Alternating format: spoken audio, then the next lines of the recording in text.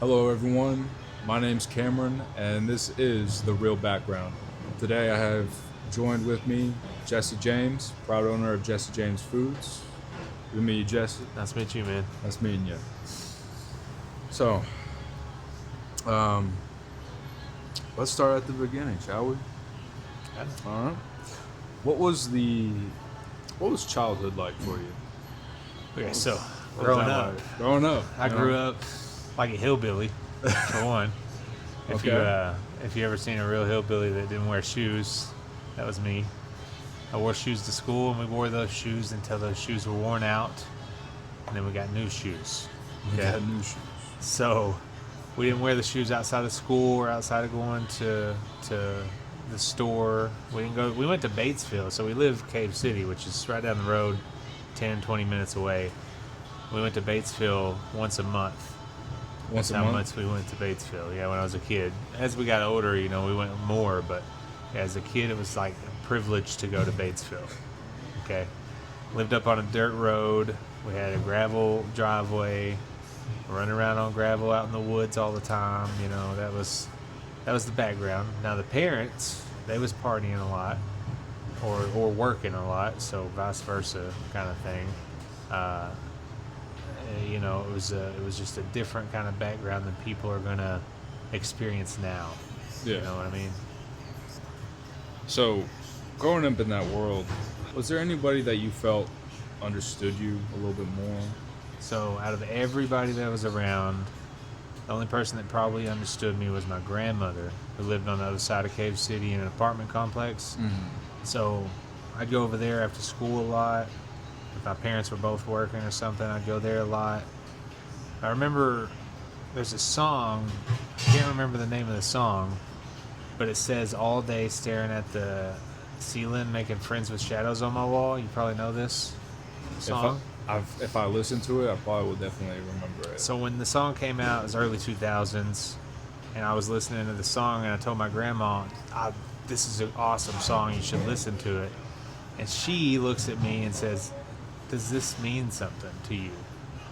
Like, what in this song is, I think that you're loving this song because you relate to the song.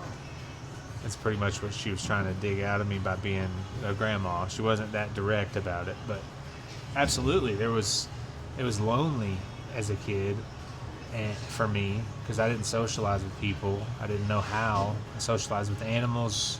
I went out in the woods. I had a lot of dogs and stuff, so I was literally making friends with shadows on my wall and playing video games. Video games was like an outlet to get away from the actual reality of what was happening. One time, this is some wild stuff. It'll be in a book eventually. I'm asleep in my bedroom, and a gunshot rings out in the living room. In the living room? In the living room. So I get up and run into the living room, and my mom and dad are fighting over, and not a gun, a sword. Yeah, don't know. My dad was messing around with swords. He had swords and stuff. Anyway, they're fighting over the sword, and then this woman runs in, picks me up that was visiting, and brings me back into the room. But that gunshot went through the wall of my bedroom, past my bed, into the floor of my bedroom floor. So it barely missed me, woke me up, and I had to go see all that stuff in there. But the woman was sleeping on the couch, was on the wall opposite my bed in the living room, and he was aiming at her and shot the gun because they were all partying, and it was the bad part of the party. And that bullet went past her, into the wall, past me, into my floor. So that's the kind of childhood that I had. That over a sword?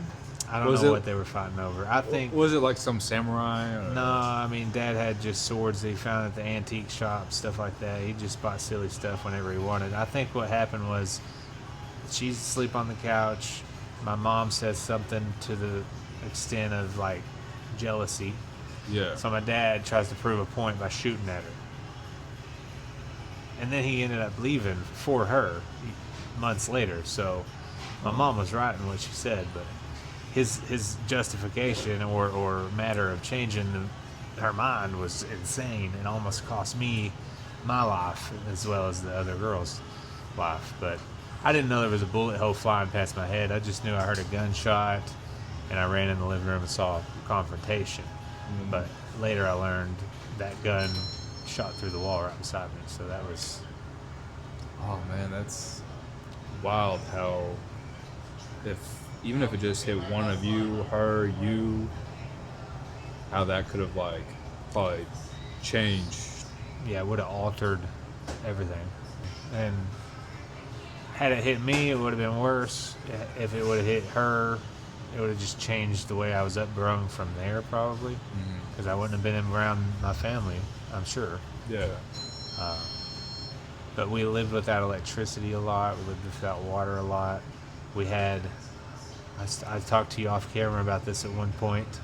We lived on that gravel road, and in between me and my grandmother's house was a wooden bridge. Wooden bridge.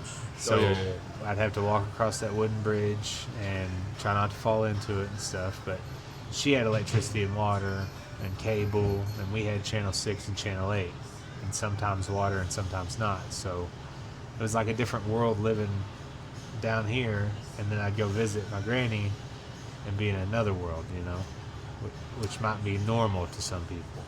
What was your favorite channel to watch? When I was at her house, honestly, I didn't like watching satellite at her house. I watched all her movies. Oh, her movies. She had every Disney movie VHS. I don't know if you remember the VCRs, but she had every Disney movie that there was. You could just go up there, and there was a room full of VHS tapes to choose from. Land Before Time, all the time. Hercules was, and still in my playlist today, I have the song from Hercules, where he's talking about like finding his place in this world and stuff. That song resonated so much as a kid, and I still love that song today. Do you think you realized why you liked that song, or was it only till like years later you were like... Back then, no, I didn't have a clue. I just loved that song, and I sung it with my whole heart when I sang it, because I wanted to do something better, and being a superhero would be super cool. You know, he was like a superhero. He was super strong, and he could save people and stuff. And what I've looked back on now and see is that I wanted to be my own hero. I wanted to get myself out of that, I guess, and to be able to save other people. And that's what kind of now, if I see things that are wrong, I'm always stepping up and saying something, because as a kid I wasn't able to. Sometimes I say things over things that shouldn't even be said. Yeah. But I feel like I need to, because I have the power now to do that. And before I didn't have the power. Let's move forward a little bit. As you got into your teens and early 20s, who were you becoming at that time? So in my teenage years, I was still silly. You know, I was searching for becoming the dad that I didn't have, I guess. I would, you know, I had girlfriends and stuff, and every time I had a girlfriend, we became engaged, and we wanted to have a kid. And it was like my ultimate fantasy idea or dream or whatever, to have a kid, just so I could be the dad I never had, in a sense. You know, I want to say you just shouldn't rush into that just to prove a point. Yeah. Had I waited till I was 30, it would have been better for the kid. You know, I didn't have a kid in my teens, but I was trying to. I was trying at 15, you know. 15? So I could have got a kid at 15 and just would have never been able to take care of the kid appropriately. I would have never been able to bring him up right, you know. It'd be better if I had one now rather than having one then. I had one when I was 19, my son, and I brung him up as good as I could, but even still, had I waited till now to have my son, it would have been better on him to learn who I am now rather than who I was 19s to 33. You know, I was still crazy, you know, a little wild when I was in my early 20s, so. That's sometimes I think about that sometimes. I got kids of my own, and I I feel like it would have been easier for me and probably them if I had if we had waited and had gotten myself together and you know figure out who I am and get everything to be a good adult.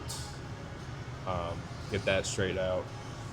But at the same time, it kind of since I wasn't a functioning adult at that time when I had my first one, it kind of forced me into everything I had to learn, everything you think you should know, or how would you say that?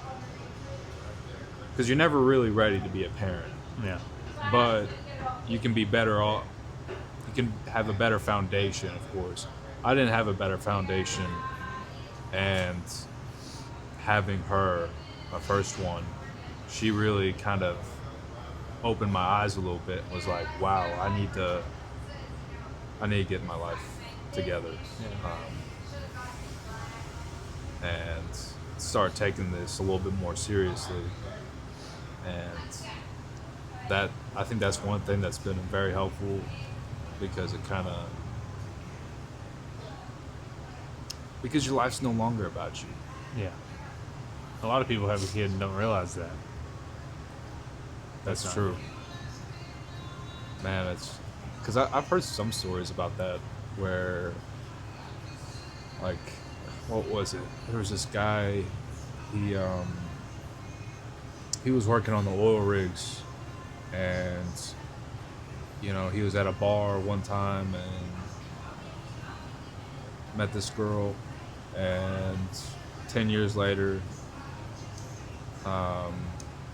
he's at his apartment, and this lady from the bar comes up and is like, "This is your son." And he does a whole DNA test, and he's just like, "What?" And I could just imagine that, just abrupt. Yeah. Kid's like 9 years old. Imagine how many people with Ancestry.com now and stuff like Ancestry are finding out they have a different parent because they upload their DNA. And how many people are finding out they have a kid because they had their DNA. Every time, have you uploaded yours? No, I thought about it. I've done mine, and which I wasn't going to because of conspiracies, but Yeah. I did do it. And every time there's another DNA match, it'll email you about that person. So imagine you're just hanging out one day and you get an email and you click on it. It's like, hey, here's your daughter. And you're like, what? What? Whoa. That's wild. I imagine that happens often, to be honest. I wouldn't even know how to. It's one thing to know that you're having a child, but years later and then finding out that you had a child, I bet that's. I guess there's no real way to describe that.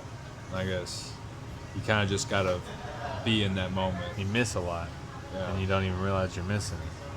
And I mean, it's good that it's good that some people, of course, reconnect, but it's also sad that some people are just like, nah, like I don't want nothing to do with you. And that's also because I think of that, I'm just like, ooh, that hurts a little bit. But so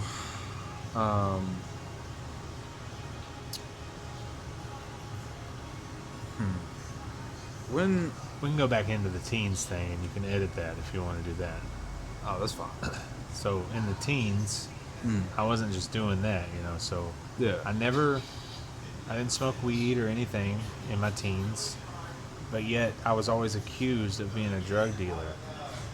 Now, having the background my family had, like my dad and my older brother, I'm guessing because of my older brother that they thought I was my older brother or whatever, but kids weren't allowed to hang out with me a lot because their parents told them I was a drug dealer.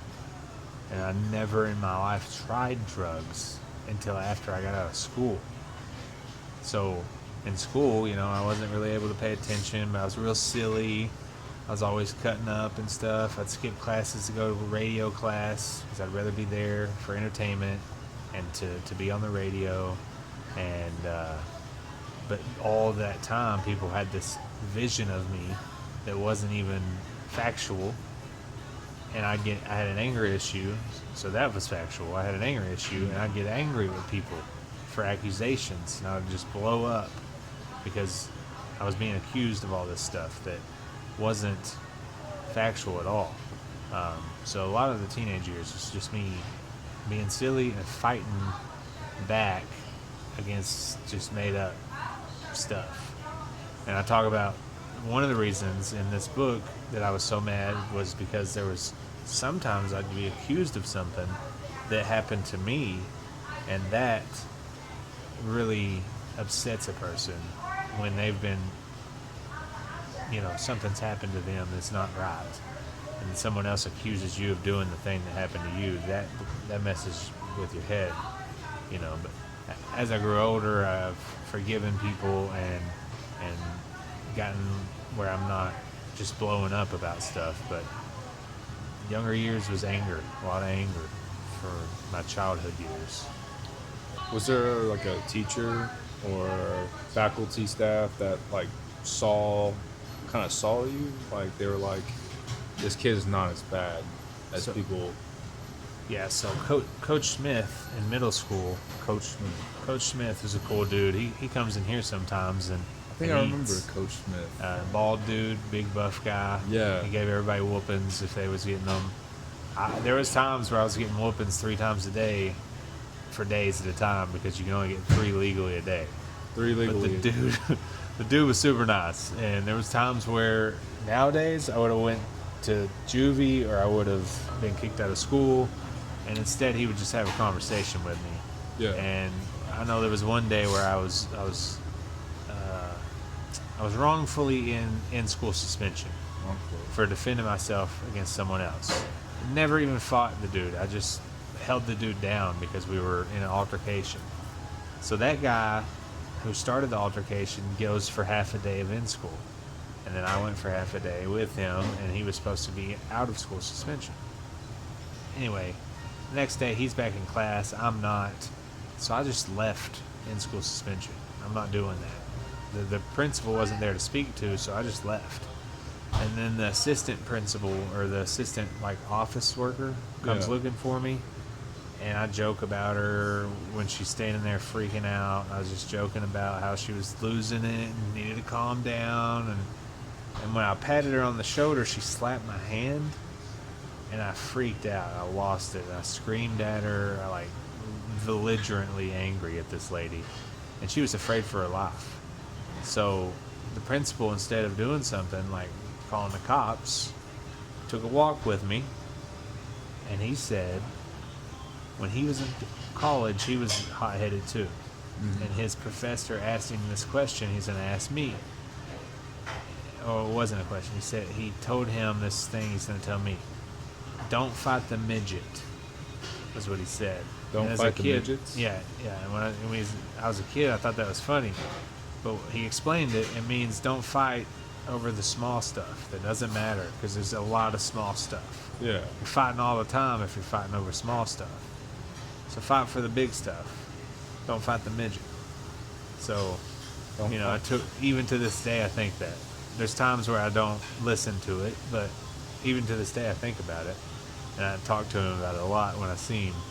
I remember when you told me that, So he was a teacher that saw me, for sure. That's good. At some point in life, seasons come, or life tests us.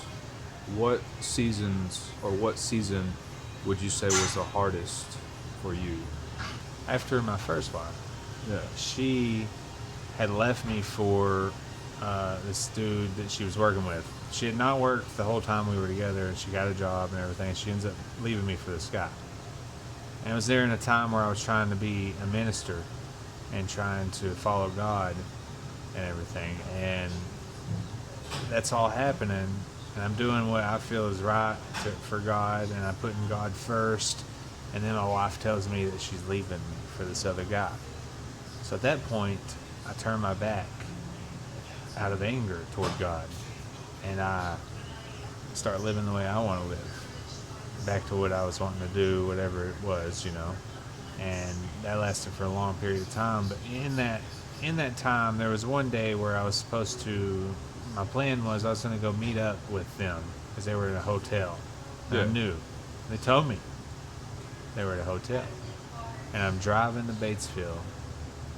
Probably going to go to prison that day.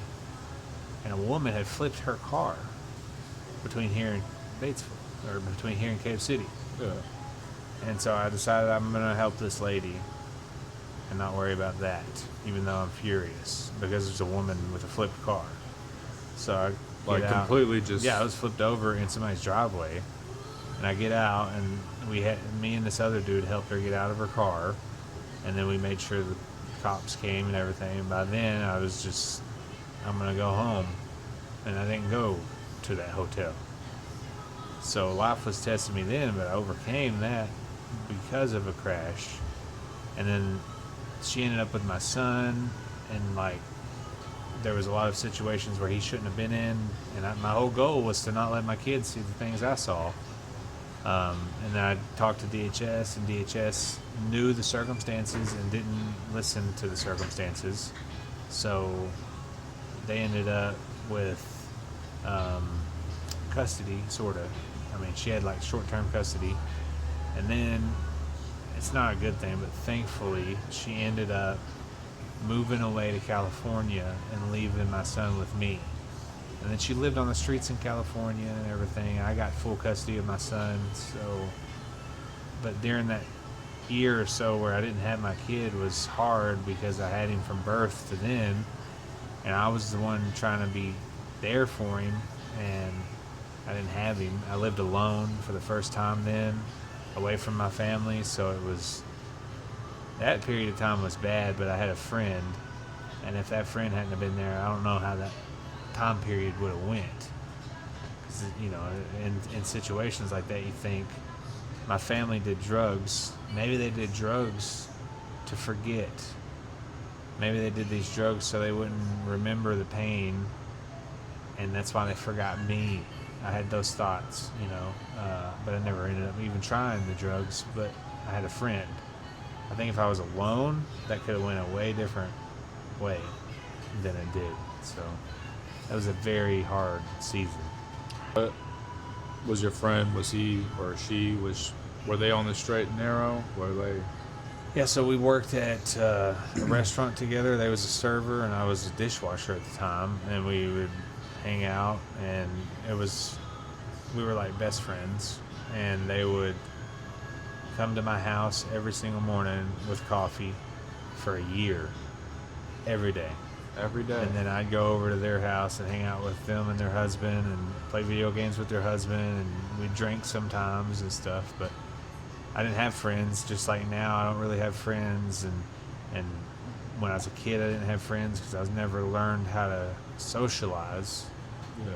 But since me and that person had things in common, we were able to socialize, but it's hard for me to socialize with somebody now, especially because I don't drink or smoke weed or anything, so there's no bonding to be had in this secular world. Yeah. For the most part, because everybody wants to drink, smoke, whatever. They talk about secularism. I ain't able to relate anymore. So really, it's harder now being a sober person than it was when I was younger, just kind of riding the waves, How does that make you feel? Well, listen here, psychiatrist. I've dealt with it for 33 years, so I'm bringing some the memories. soberness has only been 4 years. I'm numb for the most part, I guess, and I just focus on this place. This is what I think about the most, as far as friends. Yeah. My customers are my friends, I guess. So I'm still getting back now, and this year, only since Charlie Kirk passed, have I started changing who I am to go back to the Lord. I always knew and believed everything. When I turned my back, out of anger. It wasn't because I didn't believe. It was just that I was upset. And then after the anger passed, it was shame, because how could I do that to him? And then I just ignored it so from 24 to 29, I was ignoring it a lot. And then 33, I was 32 when it happened, so this year 32 is when I just decided I have a platform, and the platform should be dedicated to him and not to me. So that's what I do now with my platform. So you kind of switched it from self-centered to God-centered. And I've always helped other people like I do now, but not as broad.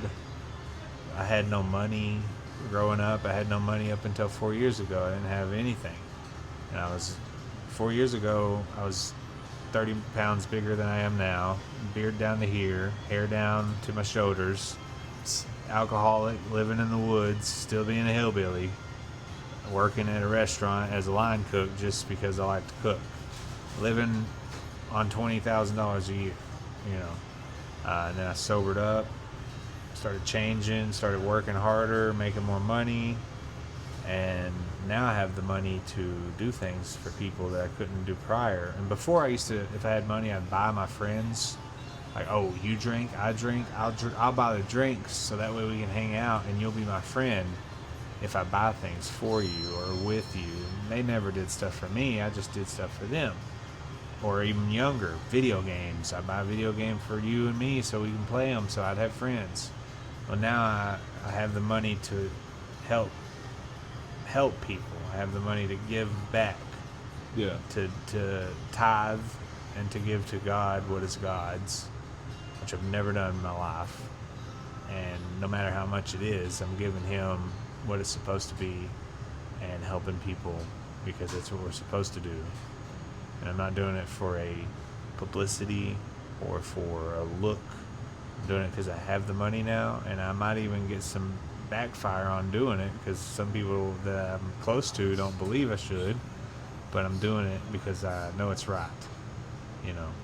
It's just I'm in a different world than I was last time I was trying to follow God, and I'm able to do more, and I'm not trying to hold back my ability for him.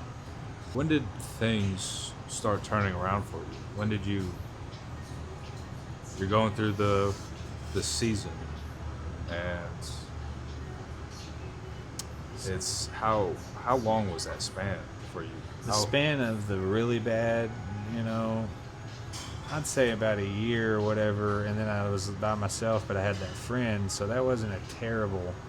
It was the time between the person leaving and me being alone and finding a friend that was really just, I was driving around all night long, smoking weed, drinking. I've gotten pulled over multiple times back then, trashed, and somehow didn't go to jail and was able to drive home and stuff. So it was, and I was just doing it because I was lost, and then I got a job and I started kind of just working more and doing a little less wondering, and because I had to work. So then I got my own place and started kind of doing that thing, learning how to be alone, but had a friend with me. And then I met somebody and we were together for a few years, but I was still partying, sort of, still drinking and not doing right. But just not as much as you Yeah. was. Well, no, I probably ended up, I wasn't drinking a lot when I was alone. I would drink occasionally. Or after work at Josie's, I'd drink a beer or two, but I wouldn't eat. I'd eat some ramen or a twice baked potato and a beer, Wasn't thinking about anything but smoking weed, really. That was the main focus at the time. Yeah. And then I get my kid back when his mom leaves, so I start kind of slowing down and doing things outside of, like, not at nighttime I would do stuff, but not, anyway. Go a few years doing that, and then up until 4 years ago. Sorry, I was getting hot. So 4 years ago, I met my wife now, and she challenged me with just who she was to feel that I needed to be better. So I constantly kept trying to be better and better until I got to this point, and now I still try to be better.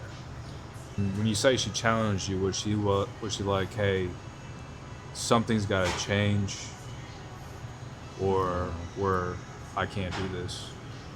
She's not a communicator. So there was no communication of a problem. There was just, I felt like there was a problem, so I kept changing things to find the problem, which altered who I am as a person. Change your behavior To make me a better person just because I was trying to figure out what is wrong. I think it's just who she is as a person. There may not have ever been anything wrong. Could just been your own conscience. Yeah. Or because she's the same way as she was then. And I'm still changing, still working on it, you know? But I think that in life we're supposed to change. Mm-hmm. And some people never do. And if you're going to grow and become better and have a better life, you have to change. Maybe you grow out of the circumstances that you're in eventually by trying to change into something better, you know? Who knows? Have you ever heard of the philosopher Plato? It was either Plato or Aristotle who once said, the only constant is change. I believe that. Because we all change for the most part. Whether it be for the good or for the bad. You're either growing or you're decaying. That's true. How did you meet your wife? So we worked at the river together.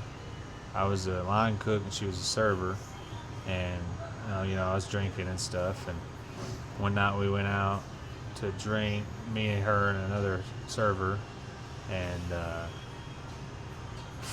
kind of just never left hanging out with her.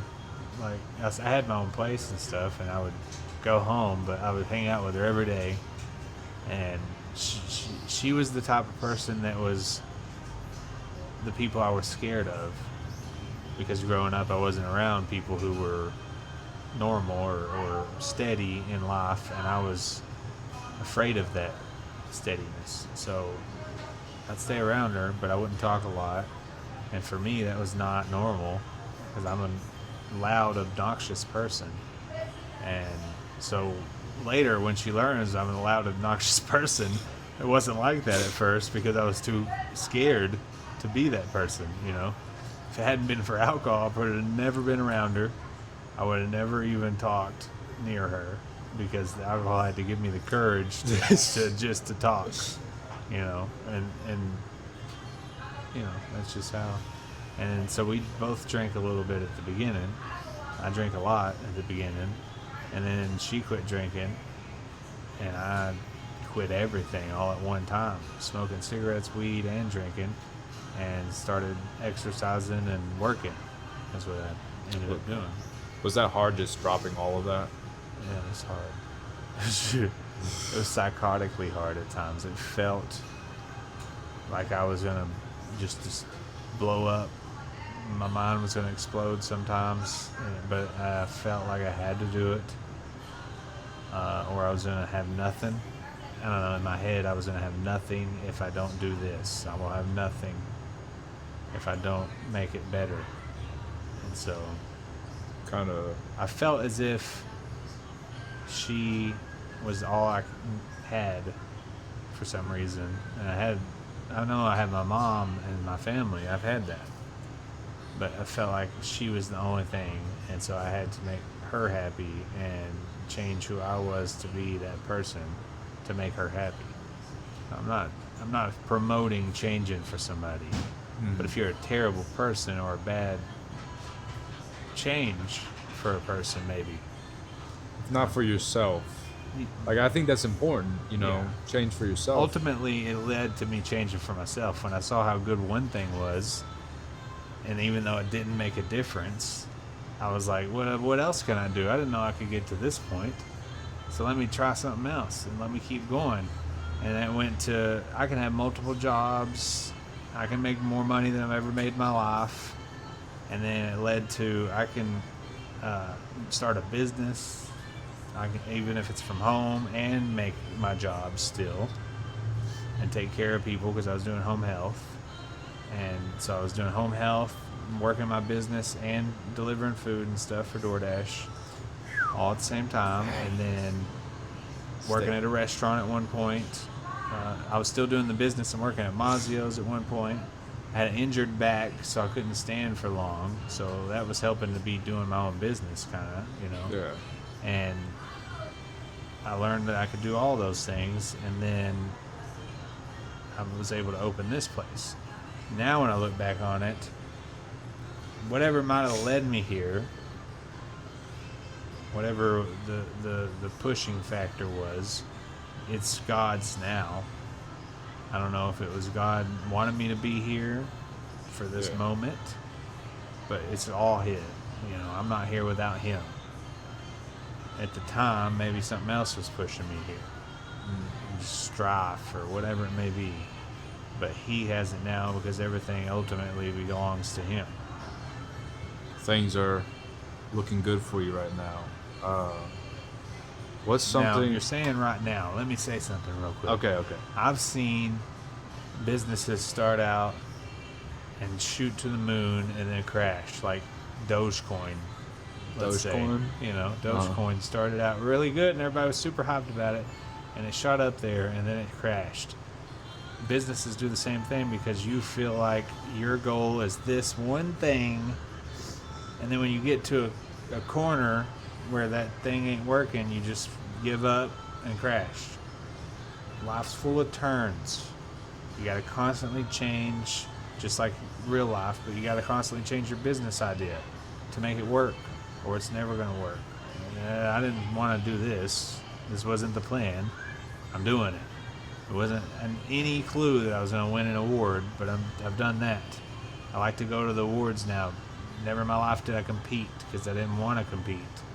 You know, it's all little curves that have been thrown, and how you catch those curves. Are you going to let it hit you in the face? You know, it's a curveball. You're going to let it hit you in the face, or you're going to keep going. You're going to catch it and go with it, you know. So life just changes constantly. So now you're saying everything looks good right now. That's true. It looks good. You don't know how it is truly, and you don't know how it's going to be tomorrow. Sure. I don't think people say, oh, you're so successful now. I'm on my way to success. I want to be successful. I'm better than I was, but there's a bigger plan here. I don't know what it's going to end up being, but this isn't it, and it could all end tomorrow. So I don't plan that it's going to be here tomorrow, but if it is, it's going to be different every day until it's the biggest thing in the world or it's nothing. How do you define success? So success Success seems like a very vague word when I think about it. Success is so vague because some people think it's getting to this point. You get to a point, that's success. Having money is success. Whatever you want, it's all perspective. I feel like it's perspective. Yeah. Because what I might think of success as is not what you think of it as. When I married my wife, it was the biggest challenge ever to get her to marry someone because she didn't want to be married ever again. And I tried for 4 years to get her to agree to marry me. And I ended up marrying her. So that could be success. I succeeded at that. But am I going to stop there? You know, having a business, I succeeded at that. Having a restaurant, I succeeded at that. But that's not success for me. That's just on the way there. I want to be more than this. And whether that's with money or without money, I want to be more than this. Even now, I feel the same way as I did as a kid. I have more power now. I can do more now. I have more freedom. I'm not afraid. But I'm still held back like I was there, I feel like. Yeah. There's something else that I'm going to push toward because this isn't it. And I think focusing on God's going to be the only way that I'll feel successful because I'll be doing something for Him. because there's billions and billions of things I could succeed at. And as long as I keep saying, well, this is only one thing, this is only one, I'm never going to feel successful. I'm not going to feel fulfilled. If God makes me do something, maybe I'll feel fulfilled in that. To that word, success. It is so, I think the word's arbitrary. I think that's the right word. Or it's probably a little too big for me. It's a big word. It's a big word. But, because it's like, oh, I want to be successful. What does that mean? Like, you want to be able to hold down a job, or it's because I hear for some people that's success.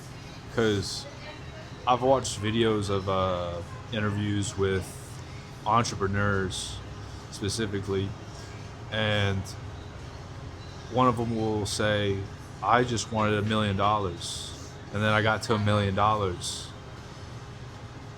and then I wanted $10 million, and then once I got to a certain point, it kind of felt Empty.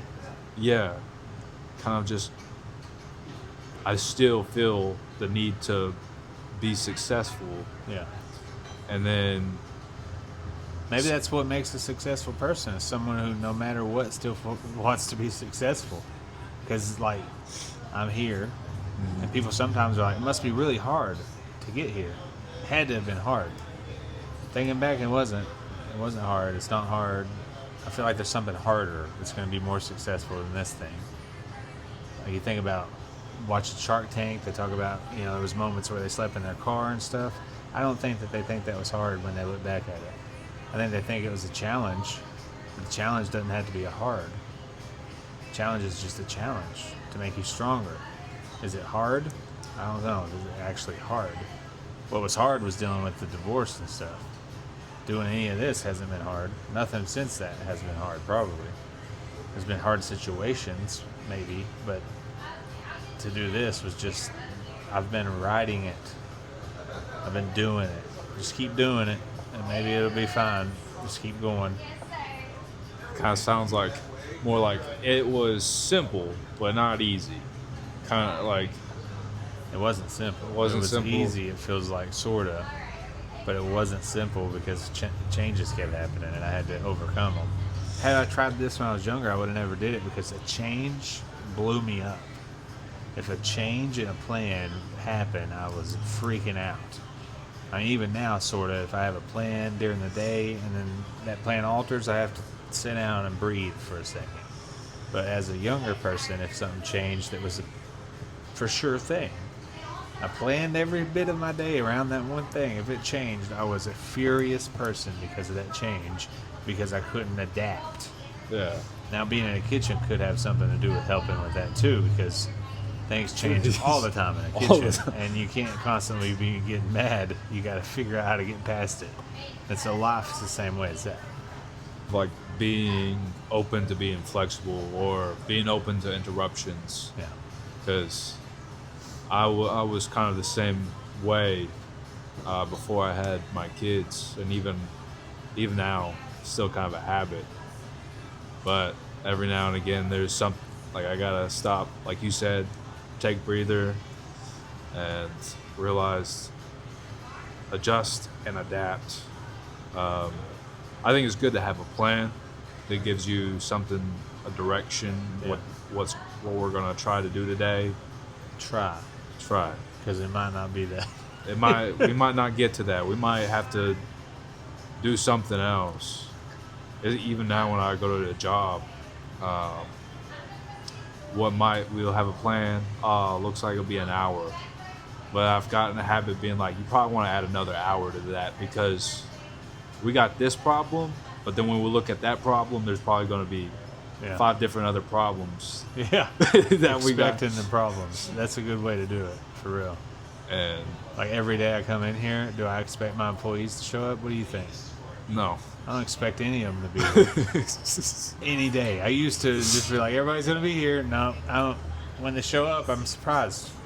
And some of them have never missed a day, and I'm still like, I'm glad you're here today. I didn't think you were going to be here. It's like, why? I've never missed a day ever, and I'm like, but you could have.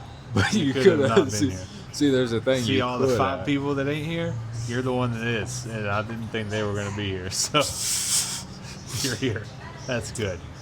You think being say being in a restaurant has definitely helped with that? Well, I've always worked in restaurants mostly, so it never really helped until I owned the restaurant. Which a lot of owners will never think that way because they're not actually there doing the thing. They might be there, but they're not doing it. They When hired you somebody own the else. place and you're doing it, you see every single issue that there is, and then you have to figure out how to fix those issues. And sometimes you can't, because you can't force someone to do something. And you're one person. Yeah. You can't do everything. And you can't force someone to have common sense sometimes, let alone do something that's not normal that you're having to teach them, you know? So it's a challenge. It's a challenge, but I'm going to overcome it. Figure it out one way I'll or another. succeed over that too. So, on that note, I'd like to talk about the restaurant for a moment. Where did the idea come to opening up a restaurant? When were you like, this is serious So- about this? I always wanted to have a restaurant, and then at one point I wanted to have a food truck so I could bring it to concerts. Thought that'd be cool because I was partying. So I was like, dude, I could be at these concerts serving food to people and partying. That'd be so cool. So then I changed all my mind because I realized it's hard to keep employees. It's hard to get employees. Everybody who owns a restaurant says don't do it. Really? So I'm like, yeah, I'm not going to do a restaurant. It's not going to happen. I changed my mind. I'm not going to do it. I'll cook from home. I'll do something like that. I don't know. And then I made Jesse James Foods and started making pork skins. And I did that for a year up until December of 2023. And I was at a Christmas with my now wife. I had met her family for the first time, and they're all really successful people. They're wealthy family. And they said, where do you see your business going? And I said, man, it'd be cool to sell $1,000 worth of pork skins in a month. Maybe next year. You know, they said, how do you want it to be by next year? And I'm like, $1,000 a month would be nice. That next week, I sold $1,200 $1,200 in the week. In a week? And it was a one-day job, 60 bags, $1,200. Boom. And I was like, all right, I've already made that goal. That's crazy. And then the next week, I got a phone call. You can't do this. You've been doing this illegally, apparently, because I thought I was working under the Freedom Foods Act. Freedom Arkansas. Foods Act. It's where you can make like bread and stuff like that and sell it. Out of your own house? Yes, but you can't do meat. And pork skins, although they're kind of like chips, are meat. Yeah. So I'm done at that point. Like, what am I going to do? I have the business. I have a little bit of money. What am I going to do? So I buy some potato chips. Try to make potato chips with the same flavors. I made 15 flavors of pork skins. Maybe I can do this. Pass that off. The chips wouldn't keep texture because I was using real potatoes. The real chips ain't real. You know, they're fake. That's why they're crispy and shelf stable and stuff. So I didn't know what I was going to do. And this building was empty. And this whole building, kind of where I decided I'm going to start my own business, was because of the situation that happened in this building. So I went to the owner and I said, cut me a deal and I'll use the restaurant. And he said, I'll give you a month free. So I said, all right. All I needed was a building to do pork skins again. That's what they made me think. So I got the building. I'm like, all right, I'm going to do pork skins. And then they say, you still can't do it without USDA inspections and all these HACCP plans and everything. So I'm trying to do HACCP plans, trying to get the Arkansas Department of Agriculture to help me. They could do what USDA could do, and it would work out that way. And then that was just having issues. So I changed the plan again. I'm going to do country food.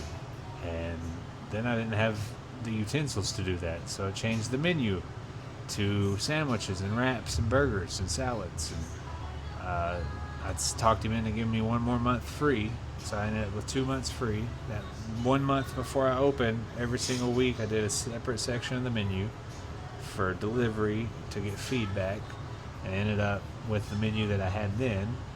And then ever since then, I've constantly added to the menu, took away from the menu, changed recipes based on people's feedback. But it was never the plan. It was never a plan, and now I'm here. Why pork rinds or pork skins? Well, Why? because when I worked in this building, Yeah. that person had pork skins in here. I learned how to make them. They also make gluten-free bread, and they were the only one in town doing it. Well, I was upset with that person because they started acting the way they used to act, which was the reason no one worked for them in the first place. And instead of just getting over it, I started a business the day I left here and named it Jesse James Foods because Jesse James robbed train cars. That's the only reason I called it that. I was named after Jesse James too, so that played into it, but the goal was to have this train car at that time. So I ended up with that goal. It was an accident, but I was just mad at somebody, and I used that anger to start an LLC that night and name it Jesse James Foods. Start selling pork skins and gluten-free snack cakes just because that's the product that they were super happy with, and I knew I could do it better. So I did it better, and then I ended up in 32 stores doing it. 32 Got rid of the pork. I only did pork skins because the snack cakes were too hard to keep up with in multiple stores without them going bad. Pork skins were more shelf stable, so yeah, I ended up in 32 stores. And along the journey, I just gave up on being upset with that person. Even came in here to ask them for advice. They were not willing to give me anymore because they saw what I was doing probably. And then they left here, and I came into here and started my own thing. And I actually have equipment here now that I bought from them. Like, so we talk now, but Are I y'all never- cool now? Yeah, I guess. It seems like it, but Whatever who you wanna knows? I call don't it. trust people, so who Yeah. knows? But it all came from I would have never known what to do. I would have never even thought of making the LLC to make pork skins. I only did that because someone pushed me, and I said, "Okay, well, I'm doing what you're doing, but better." That's all that happened there, which is wrong of me. Shouldn't do that. Don't act like that. It led to good things, but don't expect it to lead to good things. Good thinking. You need to clarify that. Because I mean, it could lead to jail too. So you got to know what you're doing, I guess. You got to know when to hold them and know when to fold them. They say. No when. No one. And they didn't fold them, so I held them. That's what happened. That's what happened. Do you feel like you were ready for that, or was there like, did you stop somewhere and was like, maybe But the pork skins. Well, just like the business in general, like Every single day that I was working, would a problem would happen. You ever worked on a car? I have a little bit. Yes. Well, anytime I ever worked on a car, something happens that makes that one project turn into 12 projects. Should have took 10 minutes, takes an hour and a half. You know, that was how how the business started. Like, I didn't know what I was doing. I had no idea. Actually, I had the LLC, and here's what my original idea was. I'm going to go to all the places that I know order food from here, and I'm going to sell them the pork skins directly. And I'm going to get so many sales that I'm going to be able to stay home and just make these orders and bring them to these places, and that's it. Nothing happened at all. So I had business cards, and I was doing DoorDash, and I was just putting my business card in people's DoorDashes. And people said, somebody that was a manager at the grocery store here said, "Do you want to put whatever it is you got in the grocery store here?" And I was like, never even thought about it. I definitely want to do that. And I was also in a farmer's market. So I had one little store that was a farmer's market, and then the grocery store's offering this, so I'm like, definitely doing that. But I'll only do my gluten-free snack cakes because pork skins probably won't sell good. Gluten-free snack. So I'm doing the gluten-free snack cakes there. I get in 2 more stores in Jonesboro from that. And then I'm like, this is kind of not working. The food's getting bad sometimes. Some of the sales ain't great. The profit margin isn't good. So I was like, let's try out the pork skins.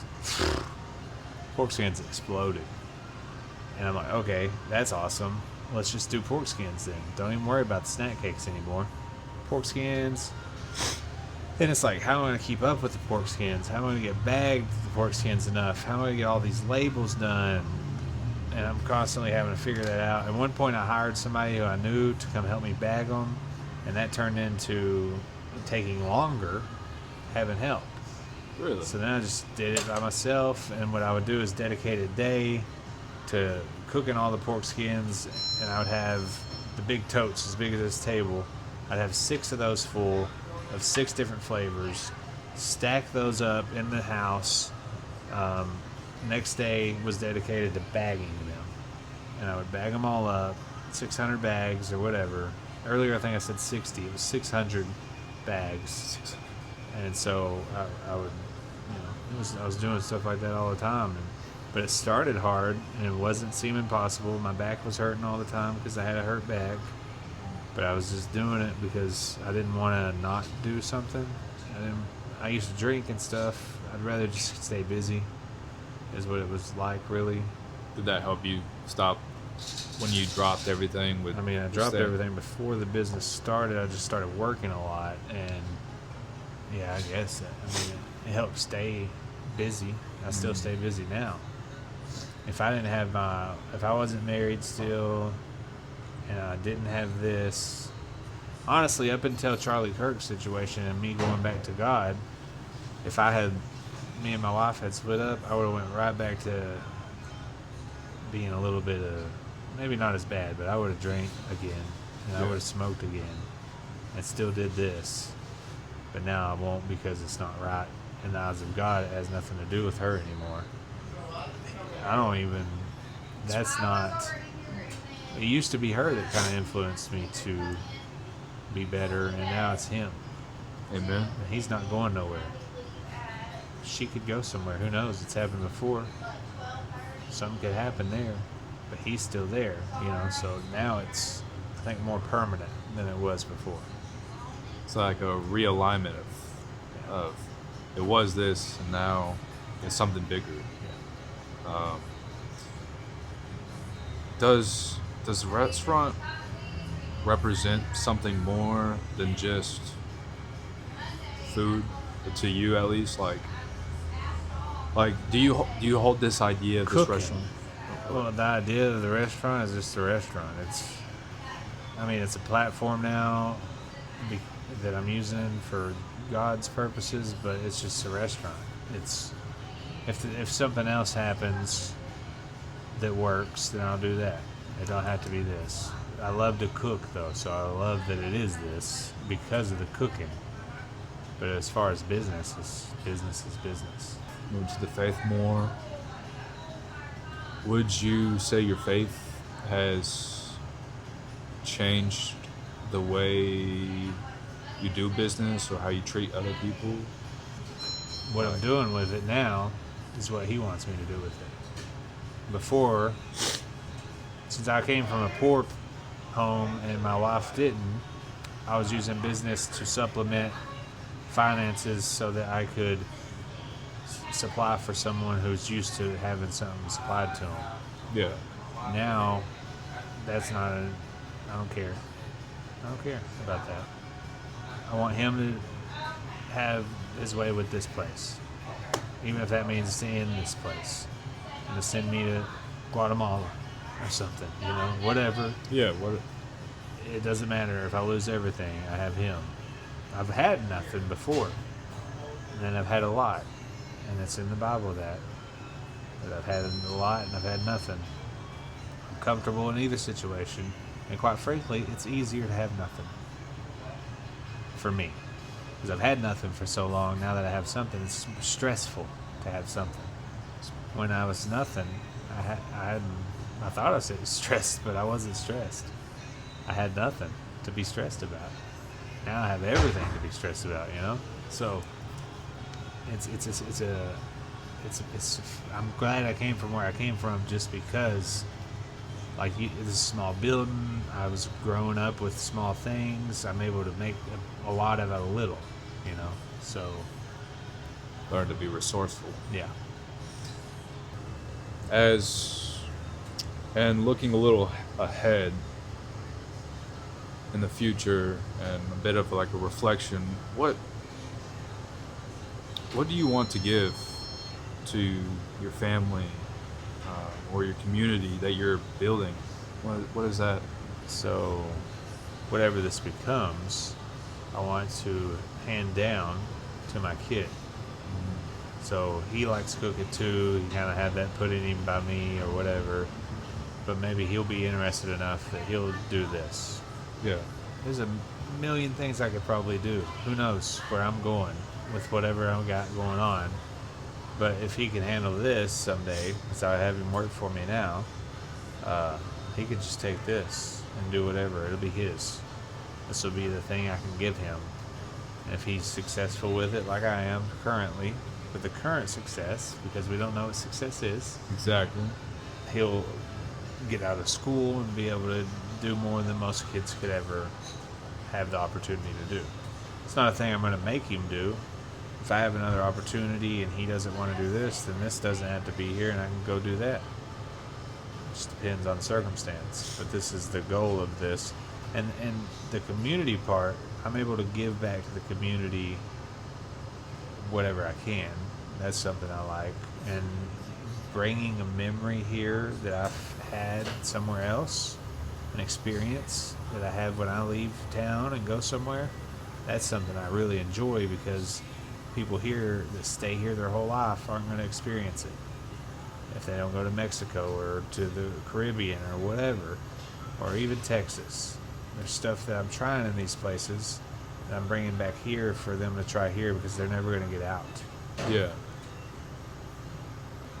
Why is that important for you now? Because no one did it for me.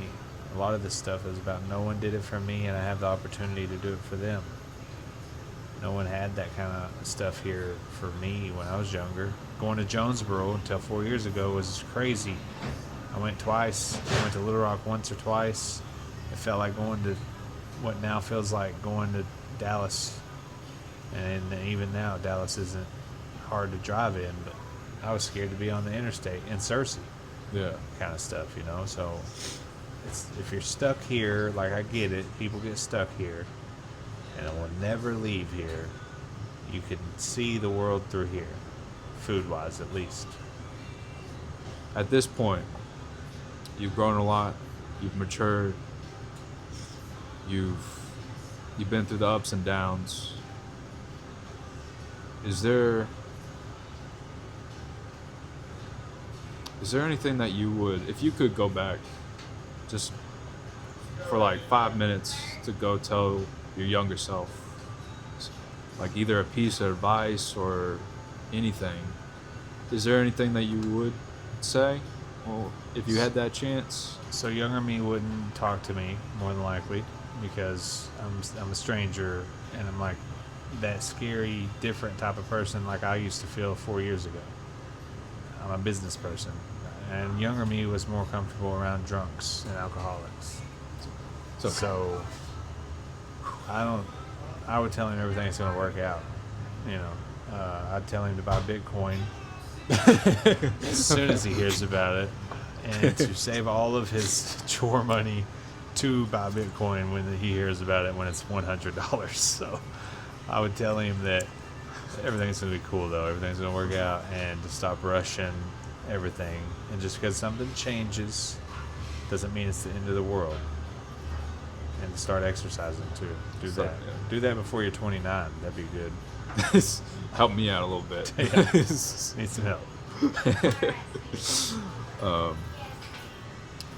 Is there anything that you would like to say? So I did an interview one time with the news, and they was saying something, and I was saying about how, like I've said it on here already, there's a lot of turns in business, and that's such in life, okay? So the goal for you is to just keep on keeping on, okay? Keep cruising no matter what.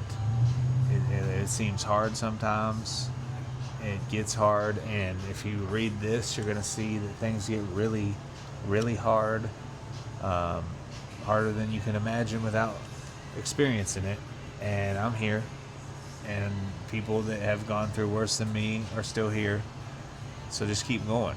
Don't give up. That's the thing that you need to know. And just try to get sober too. That's going to help with all your problems for the most part, getting sober. Because I've been there also. Amen. Well, Jesse, it's been a pleasure having you on my show. Thank you, problem. man. I appreciate you letting me use your space. No problem. If you guys got any value from this conversation, please support what he's building, what God is helping him build. Good work, good food. I've had it. Try out the Cowboy Killer. It was good. I gotta go make a Cowboy Killer too, so thanks for watching. Thank you. This is Cameron with The Real Background. Come check out Jesse James Food at 3000 Jennings Lane, Batesville, Arkansas. Thank you. See you in the next one.